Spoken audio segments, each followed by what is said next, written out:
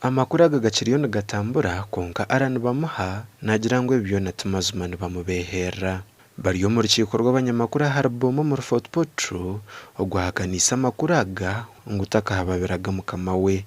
The state-managed story was quickly picked by various radio stations, and the story writer created an imaginary movie that I have never seen. I think he studied literature to infinity. Ogu nagira ngo akirukangira ha polisi ubwo nyuma yo kureba wa boda hecuro muntu wabiraye nembundu konka kabataro kuza kuhababera mukama we. And these people seem to be interested in knowing me and my security detail, but they bypassed us and went ahead of us.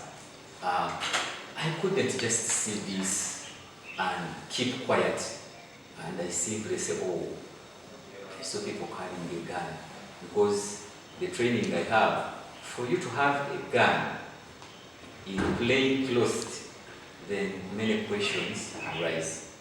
The reason we wanted him to make a statement today is an additional statement before he comes to see people. So that also we have a copy of such that information we have there is the same information he has shared here.